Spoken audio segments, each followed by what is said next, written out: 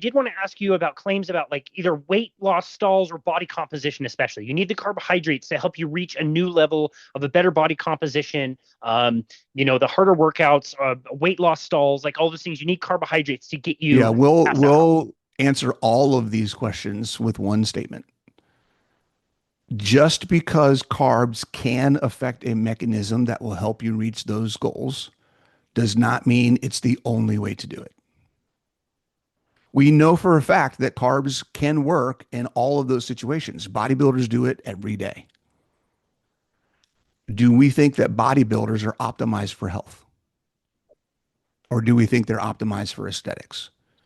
Right? How many bodybuilders are insulin resistant, which is why they have to pump bazillions a ton of insulin every day. This is something that we don't talk about a lot. A lot of people aren't aware. Most particularly big name, like professional bodybuilders, aren't pumping insulin just because it's supposed to be anabolic. They're pumping it because their metabolism is so screwed up. They're insulin resistant, and they have to. Otherwise, they won't get any of the benefit of it to begin with. That's a good point. Right? It's not because insulin is anabolic as much as it is you're unhealthy and insulin resistant. So you need to shoot the insulin so you get the amino acids in the first place. Right? So there's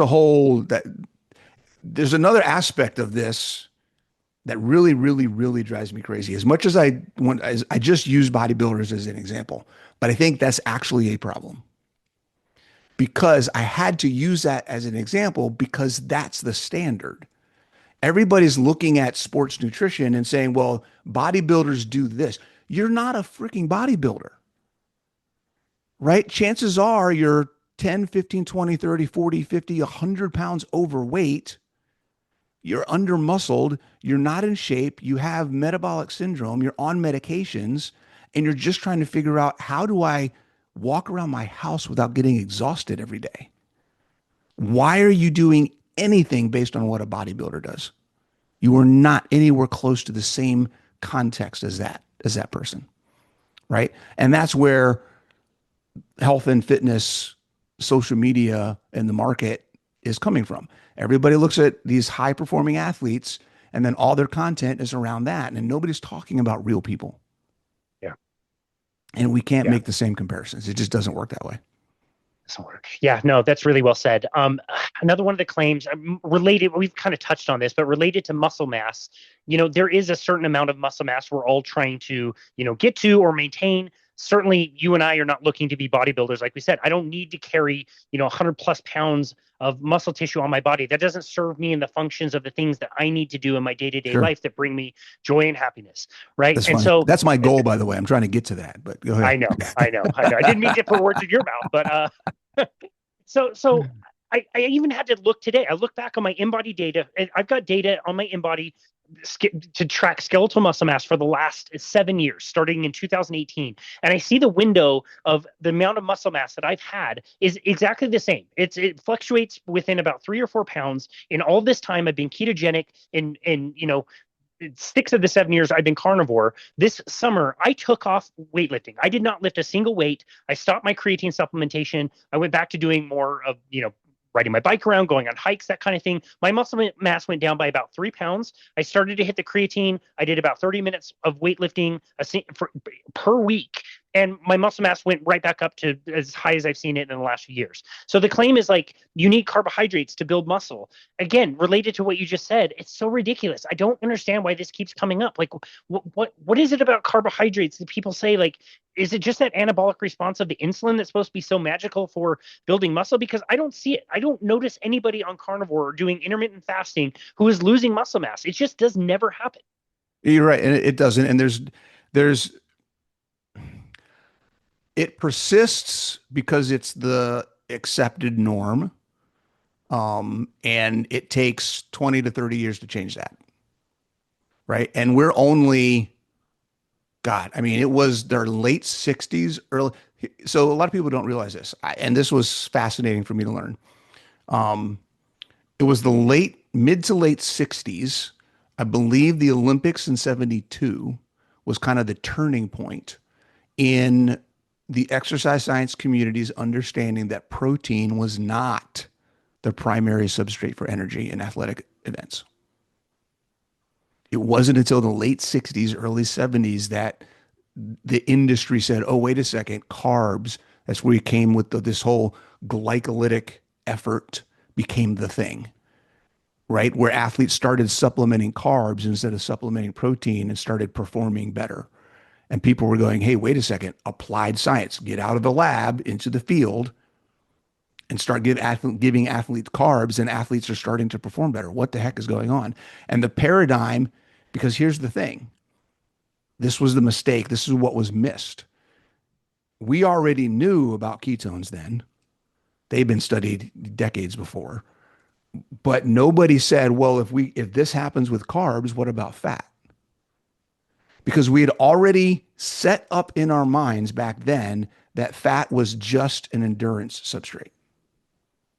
So when we started introducing carbs, nobody said, what about fat? How do we compare as we develop this new paradigm around carbs? Nobody said, well, what about fat in that process? So the entire new shift went from protein being the primary energy substrate to carbs being the primary energy substrate. Fat was never even evaluated. So an entire industry was born in the early 70s that basically said carbs are it, that's what you need, and that's where all the science. So now we get into the biased science, where because that was the mindset going in, all of the research and everything that was done, everyone walked in the door assuming that we're just showing how carbs help, not trying to validate that it's just carbs against fat or protein, right? We know protein wasn't working as well as carbs, so carbs must be it, that everything we do is based on that. And literally how we train, how we nutrient time, how we plan our macros, everything we do is so carb focused, and the literature is there to back it up because the literature never looked at anything else. So it's right now, until recently, the last 5 years, we'll talk about that. Until recently, it's been really hard as someone who's following a ketogenic lifestyle to say, hey, this works just as well. And in fact, there may be some additional benefits we're not talking about because there was no real research. There was Finney and Volek in 2018 or 2016, whenever the FASTER study was. There was a couple people here and there over the past 20, 25 years. But over 50% of the ketogenic diet, number one, is the most studied diet in the world right now. Number two, 50% of all of the research on ketogenic nutrition that's been done in the last 20 years is only 5 years old.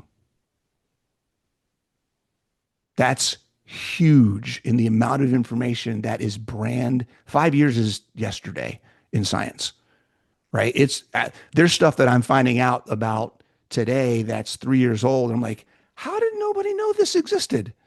Right? Like, where did this come from? And I'm thinking, this is new stuff. And then I look at the date and it's like 2022. I'm like, what? What is going on? How did I miss this? What's up? So there's stuff literally coming out on a regular basis at this point, and it is overwhelming. In the next 5 years, I think right now, if anybody who is claiming to be an exercise scientist or sports nutrition expert has any questions about the efficacy, the sustainability, or the impact of a ketogenic diet on health, general quality of life, body composition, or sports performance, they are willingly ignorant because they're not looking. It's there. I can't think of any health issue that does not have ketogenic, that has not been researched and have a paper or data that supports a ketogenic diet improving that.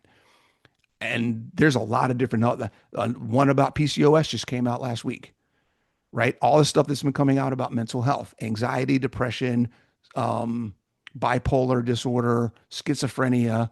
We talk about all of the metabolic syndrome stuff, right? Insulin resistance, hypertension, gut health.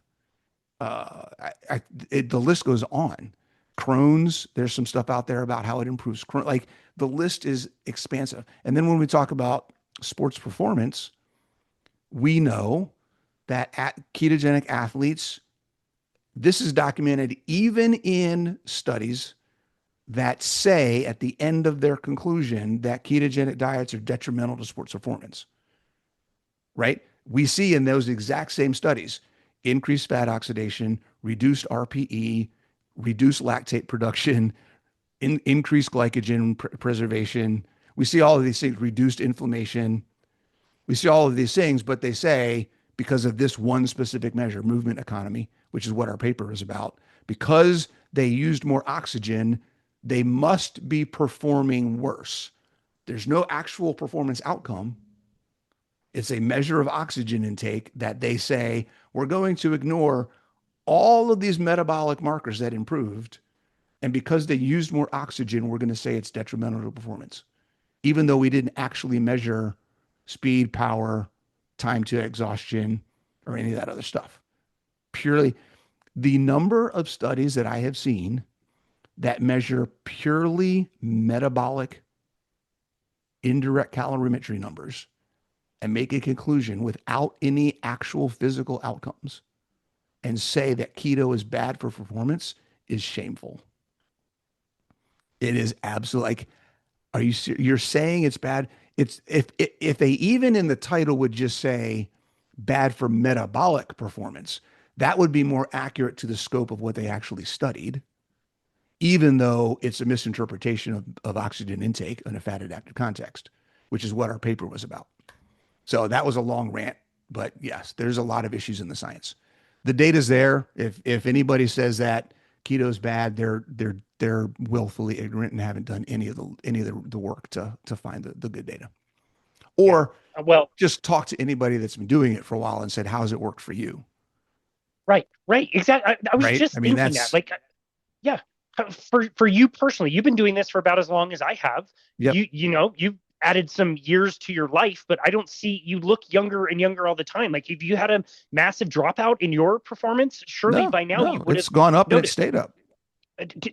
It's insane. That's not the only thing. There you go. No, it's same thing. Like, at this point, I should be able to do my 20-mile long bike ride that I use as a benchmark to measure my performance. It has not dropped off. It has gotten faster. Right. I am faster now than when I was competing in road racing 15 years ago, objectively. When I go and play hockey with my buddies, which is a completely different activity, I'm now sprinting for 2 minutes, 3 minutes. I'm chasing down 16-year-olds and 18-year-olds, and they can't catch me. Like, where is this drop off?